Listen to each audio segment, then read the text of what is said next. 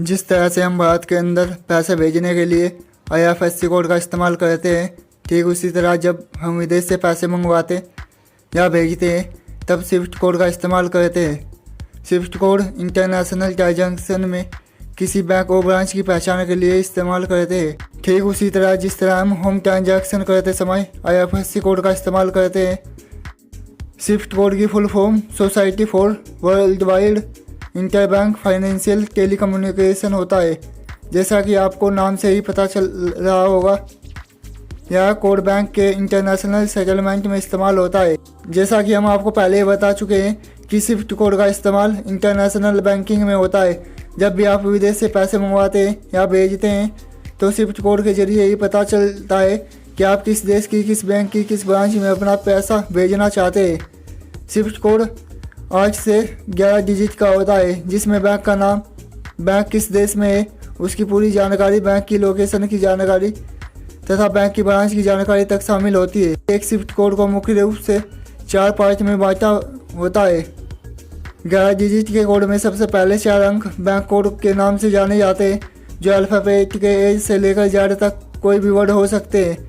Generally यह bank के नाम के शॉर्ट फॉर्म की तरह दिखते हैं, जो 1 से 4 तक के अक्सर बैंक कोड को दर्शाते हैं। किस बैंक में पैसा भेजना है या इन सब पहले 4 अंकों से ही पता चल जाता है।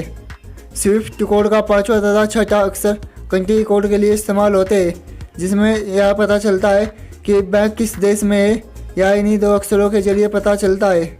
स्विफ्ट कोड का तीसरा पार्ट लोकेशन कोड कहलाता है। लोकेशन कोड 2 अक्षरों या अंकों से मिलकर बनता है। स्विफ्ट कोड के 7वें व 8वें अंक या अक्षर को लोकेशन कोड कहा जाता है, जिसमें यह उस देश के अंदर बैंक की लोकेशन का पता चलता है। यह दोनों अंक किसी देश में बैंक की लोकेशन के लिए इस्तेमाल होते हैं। स्विफ्ट कोड का चौथा और आखिरी पार्ट ब्रांच कोड कहलाता है। यह 3 डिजिट का कोड होता है, जो अक्षरों या अंकों से मिलकर बना हुआ होता है। आपको बता दें, पहले स्विफ्ट कोड सिर्फ 8 डिजिट का होता था और यह बैंक के हर ऑफिस को रिप्रेजेंट करता था, लेकिन अब जनरली स्विफ्ट कोड 11 डिजिट का होता है और इसकी आखिरी 3 डिजिट बैंक की ब्रांच को रिप्रेजेंट करते हैं। अगर आपकी बैंक पासबुक पर आपकी बैंक का स्विफ्ट कोड नहीं है और आप उसे पता करने के लिए ब्रांच भी नहीं जाना चाहते, तो आप घर बैठे ही अपने बैंक का स्विफ्ट कोड जान सकते हैं। आपको सबसे पहले अपने मोबाइल में क्रोम ब्राउज़र को ओपन करना होगा। क्रोम ब्राउज़र को ओपन करने के बाद यहाँ पर आपको जिस भी बैंक का आपको स्विफ्ट कोड चाहिए, स्विफ्ट कोड, उस बैंक का नाम और उसके बाद जिस भी सिटी का आपको चाहिए उस सिटी का नाम लास्ट में लिखकर सर्च कर ले। यहाँ पर मैं SBI मुजफ्फरनगर की जो ब्रांच है उसका स्विफ्ट कोड सर्च कर रहा हूँ। यहाँ पर आप देख सकते हैं, जैसे यहाँ पर ऐसे सर्च करेंगे, यहाँ पर जो मुजफ्फरनगर की जिस भी ब्रांच का स्विफ्ट कोड है यहाँ पर ये आ जाएगा।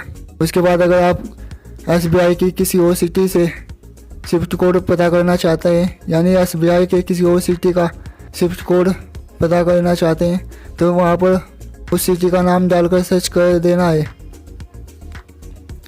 यहाँ पर देख सकते हैं कि जो गाजियाबाद की ब्रांच है SBI की,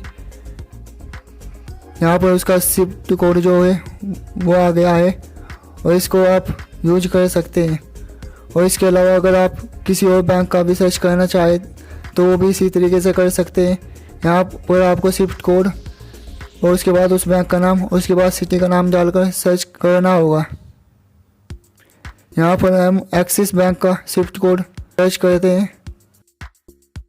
यहाँ पर आप देख सकते हैं कि एक्सिस बैंक की जो मुजफ्फरनगर की ब्रांच है उसका स्विफ्ट कोड आ गया है। यहाँ पर आप इसको देख सकते हैं। इसके अलावा आप अगर और किसी सिटी के स्विफ्ट कोड को देखना चाहते हैं, यानी एक्सिस बैंक का किसी और सिटी में जो बैंक है उसका स्विफ्ट कोड क्या है, यहाँ पर आप देख सकते हैं कि मेरठ की जो एक्सिस बैंक की ब्रांच है उसका स्विफ्ट कोड आ गया है और यहाँ से आप इसको कॉपी करके यूज कर सकते हैं। इसके अलावा एक और तरीका है स्विफ्ट कोड पता करने का। इसके लिए आपको अपने क्रोम ब्राउज़र को ओपन करना होगा और क्रोम ब्राउज़र को ओपन करने के बाद आपको इस वेबसाइट पर जाना होगा।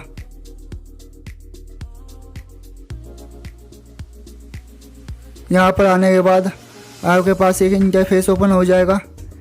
यहाँ पर आपको सबसे पहले अपने बैंक का नाम और उसके बाद अपने स्टेट का नाम और उसके बाद जिस भी ज़िले में आप रहते हैं उसका नाम डालने के बाद जिस भी गांव या फिर टाउन में आपकी ब्रांच है यहाँ पर आपको उस ब्रांच के गांव या फिर टाउन का नाम डालना होगा।